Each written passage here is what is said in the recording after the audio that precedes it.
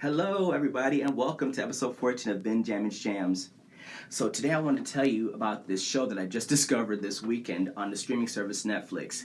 But I want to also warn you that the show that I'm about to mention to you on the streaming service Netflix is 100% not for children. This is a very much adult themed and very much adult themed by when I go into more details. But I'm just giving you the warning that parental discretion is advised for this TV show 100%. Please do not watch this show with your children unless you have adult children.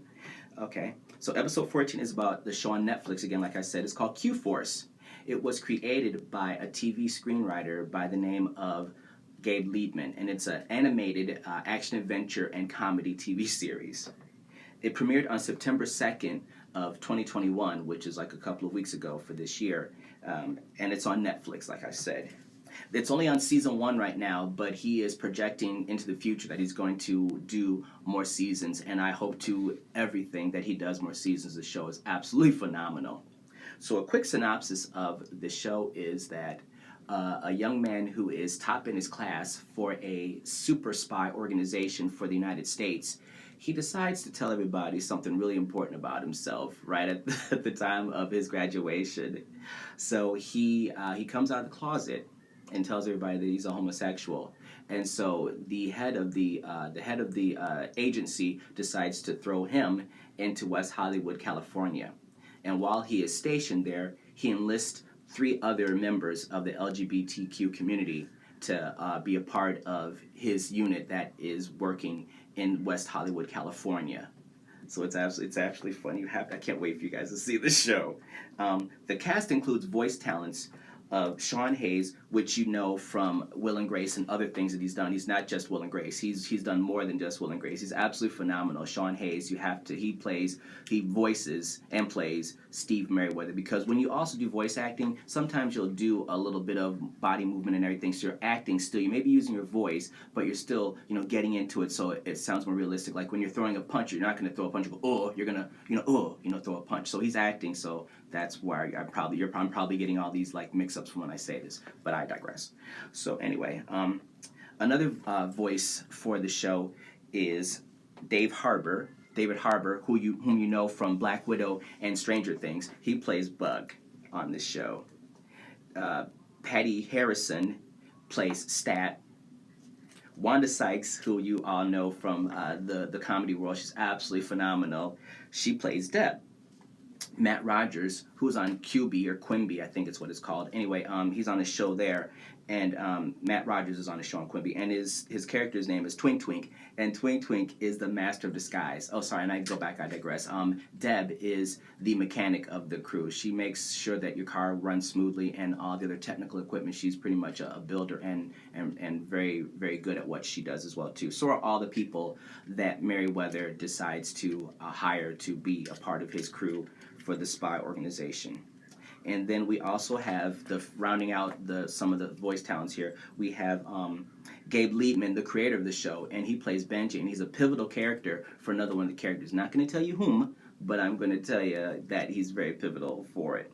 So there are 6 companies that help produce this amazing show: Universal Television, Hazy Mills Production, Free Mulan, 3 Arts Entertainment, Titmouse Canada, and Universal Animated. Those are the 6 companies that help produce this amazing show for the streaming service Netflix. 2 fun facts about this show. Sean Hayes was a fan of Gabe Liebman's stand-up, and he had seen him, and he had an idea by watching this young man stand up, and he says, hey, what about doing a gay James Bond-themed TV show?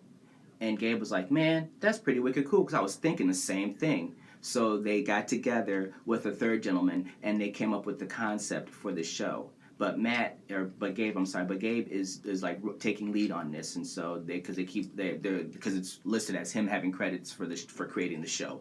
So Gabe ran with it and pitched it to Netflix, which is what Gabe does for a living. So he successfully did his thing and got this show to be streamed on Netflix. What a great guy.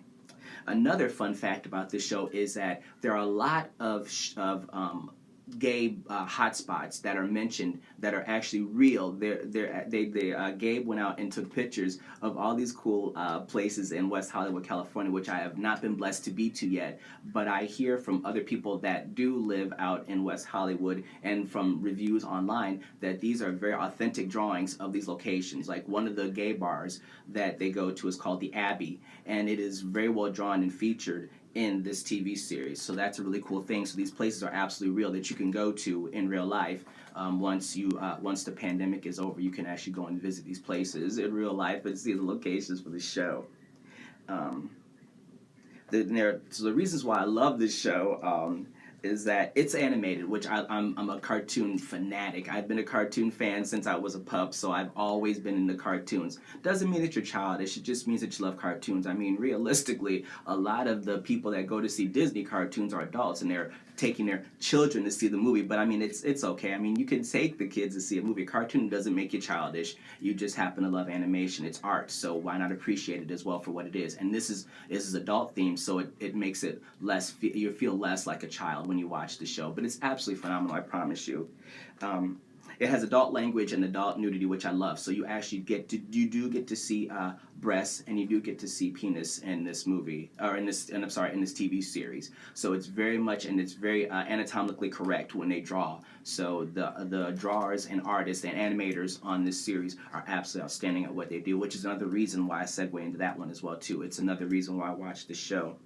And it's just beautifully done. Like, it's 5 hours, and it's beautiful. You won't be sitting there for like 17 hours watching a series, which is not bad either, because Netflix can keep you for as many hours they want to. They're so good at what they do with their content. And yes, I do want to work for you someday, Netflix, so please hook a brother up if you see this.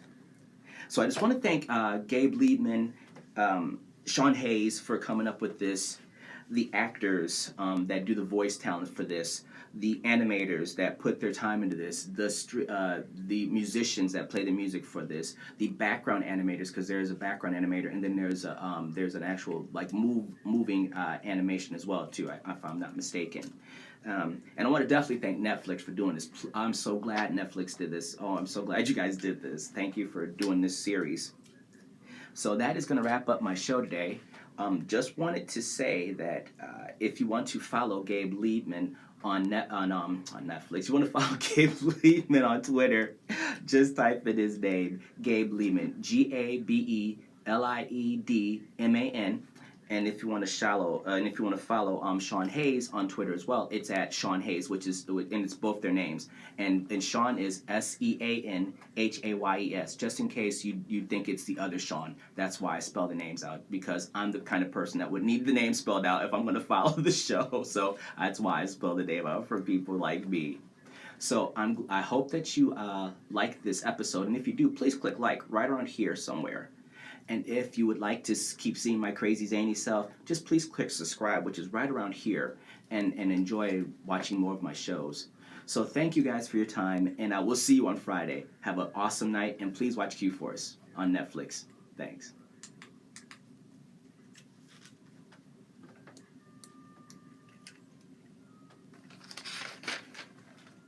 Yay! I'm actually enjoying this more often, and I did that in this really good take.